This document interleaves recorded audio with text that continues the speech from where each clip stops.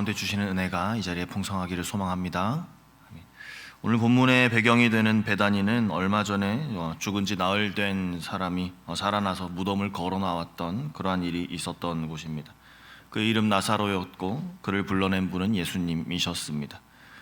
사람들은 그 사건에 대해서 참 많이 이야기들 했고 이 소문은 삽시간에 아주 멀리까지 퍼져 나가게 된 것이죠. 그 나사로의 집에서 오늘 잔치가 벌어졌습니다. 그 잔치집 웃음소리가 넘쳐나고 또 음식 냄새가 진동하는, 겉으로 보기에는 더없이 흥겨운 그런 축제의 현장이 되었던 것이죠. 근데 같은 시각에 나사로를 살린 그 사건을 들은 종교 지도자들이 그 빌미로 예수님을 또 나사로까지 죽이려는 그런 음모를 꾸미고 있습니다.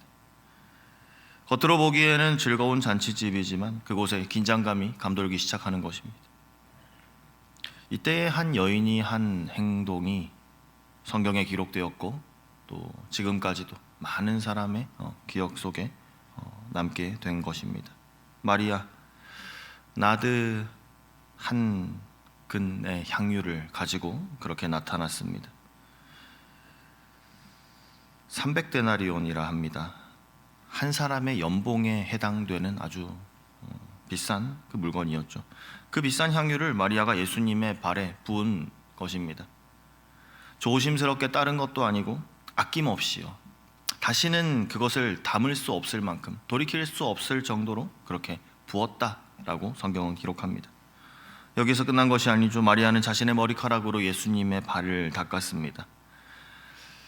지금도 흔치 않는 일이지만 당시의 관습 속에서 또한 이 모습을 살펴봤을 때 여인이 머리카락을 풀어서 푼다는 것, 그 행위 자체가 이미 예사로운 일이 아니었던 것이죠. 수치를 무릅쓰고 드리는 극도의 낮춤의 모습, 헌신의 모습이었던 겁니다. 오늘 3절 말씀에 마리아는 지극히 비싼 향유 곧 순전한 나드 한 근을 가져다가 예수의 발에 붓고 자기 머리털로 그 발을 닦으니 향유 냄새가 집에 가득하더라 기록합니다.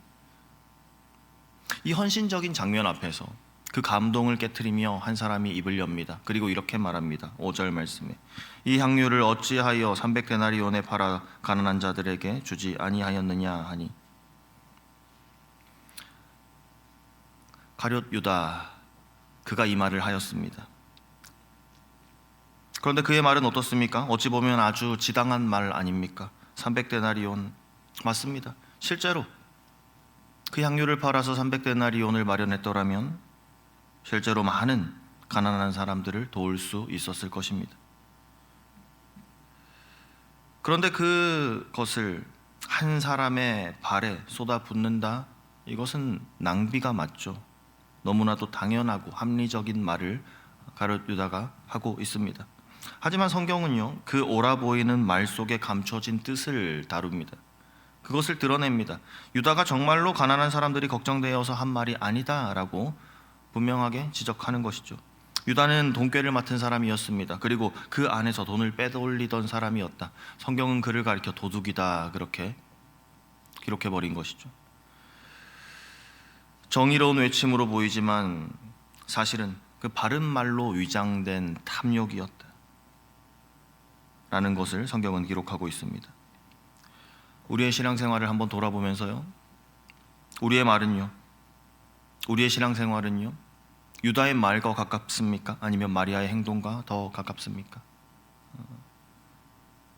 많은 모습들이 우리 마리아의 행동과 더 가까이 다 있겠지만 오늘 말씀을 묵상하는 가운데 조금 더 우리의 신앙이 마리아의 그 순전한 헌신 쪽으로 옮겨갈 수 있기를, 우리의 신앙의 모습이 더욱 주님 보시기에 아름다운 모습으로 온전해질 수 있기를 소망하는 것입니다.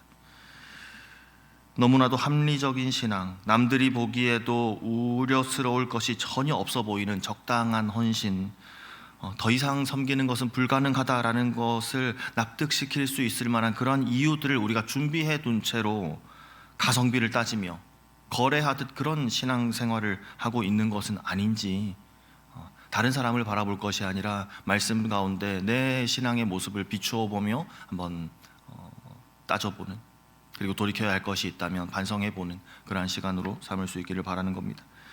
예수님께서는 유다를 꾸짖으시며 마리아를 변호하십니다. 그러면서 마리아의 행동에 대한 다른 차원의 해석을 또한 들려주시는 것이죠.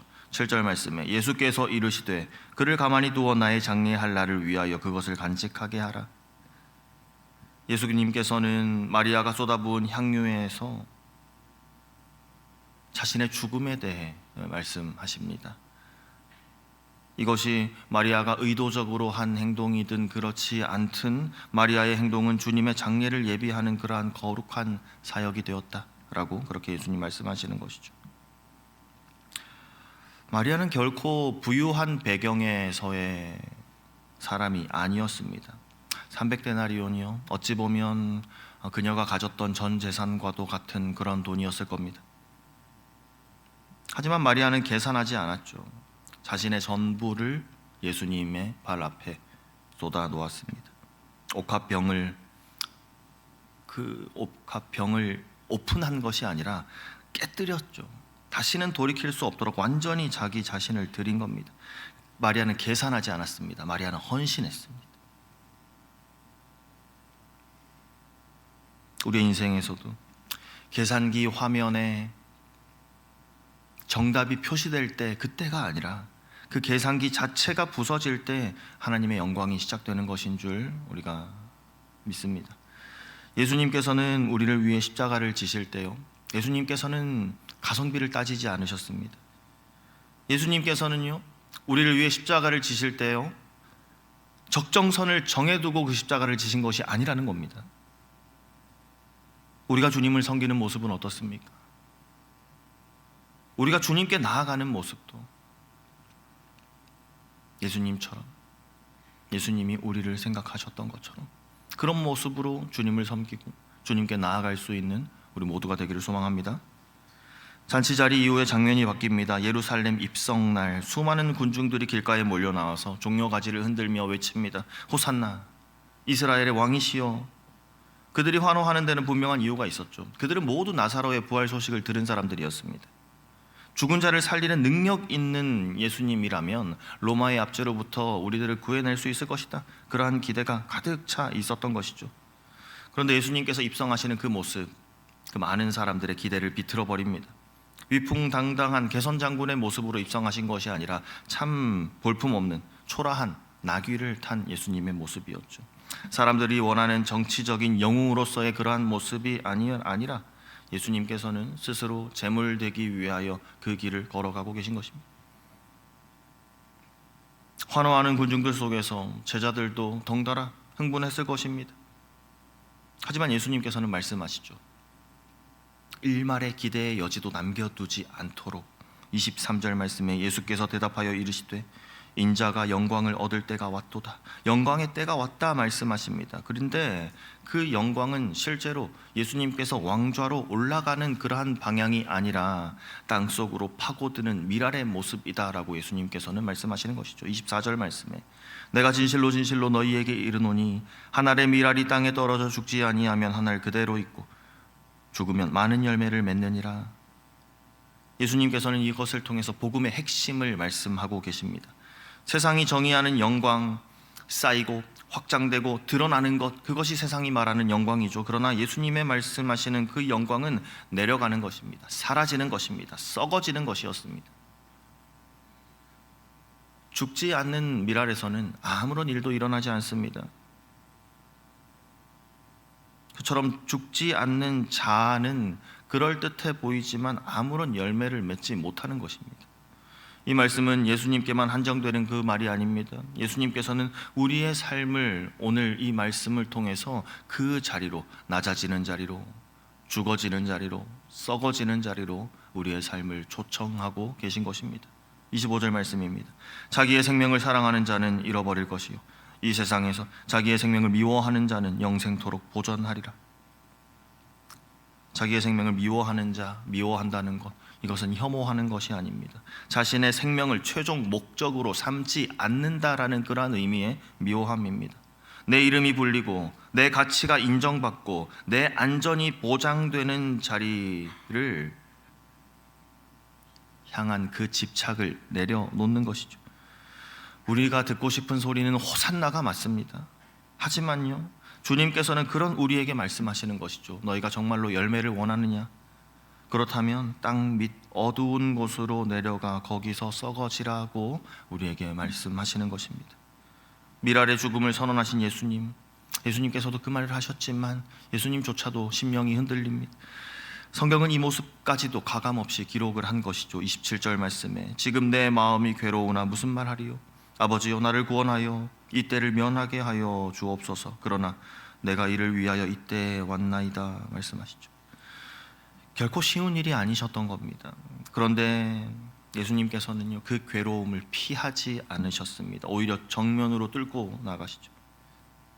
하늘에서 응답의 소리가 들립니다. 28절 아버지여 아버지의 이름을 영광스럽게 하옵소서 하니 이에 하늘에서 소리가 나서 이르되 내가 이미 영광스럽게 하였고 또다시 영광스럽게 하리라 하시니, 예수님께서는 예수님의 죽음이 만들어낼 그러한 우주적인 결과에 대해서 이렇게 선언하고 계신 것입니다. 32절 말씀에 내가 땅에서 들리면 모든 사람들을 내게로 이끌겠노라. 들리면, 들리다, 왕으로 높임을 받으신다라는 의미가 있지만 동시에 십자가에 못 박혀 공중에 매달린다는 의미 또한 가지고 있는 것이죠. 예수님께서는 이 말씀을 통해서 십자가를 이야기하고 계십니다. 가장 비참하게 낮아지는 그 지점이 역설적으로 온 인류가 예수님께로 끌어당겨지는 가장 강력한 중심이 되는 겁니다. 그렇기 때문에 십자가는 실패의 장소가 아니게 됩니다. 하나님께서 세상을 다스리기 시작하시는 진짜 왕좌가 십자가가 되는 것이죠. 이 압도적인 선언 앞에 요한은 수많은 표적을 보이고도 끝내 믿지 않는 그 사람들을 향해서, 그리고 마음으로는 믿으면서도 출교가 두려워 침묵하는 그 지도자들에 대해서 이렇게 기록하는 것입니다. 43절 말씀에 그들은 사람의 영광을 하나님의 영광보다 더 사랑하였더라. 이것이 신앙의 결정적인 분기점이 됩니다. 십자가 앞에서 우리는 선택해야 하는 것이죠. 내 명성, 내 자리, 내 안전을 지키려는 그러한 계산기를 붙들고 살아갈 것인지, 아니면 그것을 내려놓고 십자가에 돌을 붙들 것인지. 세상의 눈으로 보면 십자가는 참으로 어리석은 것입니다. 그러나 기꺼이 썩어지기로 결단한 사람들, 그들에게는 십자가가 하나님의 능력인 줄 믿습니다. 예수님께서는 그 십자가의 권위를 심판의 차원으로 끌어올리시며 말씀하시죠. 48절 말씀에 나를 저버리고 내 말을 받지 아니하는 자를 심판할 이가 있으니 곧 내가 한 그 말이 마지막 날에 그를 심판하리라. 심판은 우리가 죽음 이후에 맞이하는 그 멀리 있는 그 한 사건에 대해서 말하는 정도가 아닙니다. 지금 내 앞에 들려있는 그 십자가의 메시지를 어떻게 대하느냐, 십자가를 우리가 어떻게 바라보고 십자가를 어떻게 평가하고 어떻게 받아들이느냐, 그것이 이미 우리에게 심판이라는 겁니다. 십자가는 낭비처럼 보입니다. 하지만 가장 위대한 열매의 씨앗이 된 줄 우리가 믿습니다. 예수님께서는 십자가에서 낭비되셨습니다. 우리를 위해 기꺼이 낭비되신 분이 예수님이십니다. 이제는 우리의 차례죠. 그 거대한 낭비의 영광 안으로 우리를 던질 때, 바로 거기서 우리가 진짜로 살기 시작하게 되는 줄 믿습니다. 사람의 영광을 구하며 머뭇머뭇거리는 그러한 인생이 아니라 우리 오늘 살아갈 때요, 예수님처럼 기꺼이 낮아지고 죽어짐으로 하늘의 열매를 맺는 그러한 우리의 삶이 되게 하시기를 주님의 이름으로 축원합니다. 아멘. 함께 기도하겠습니다.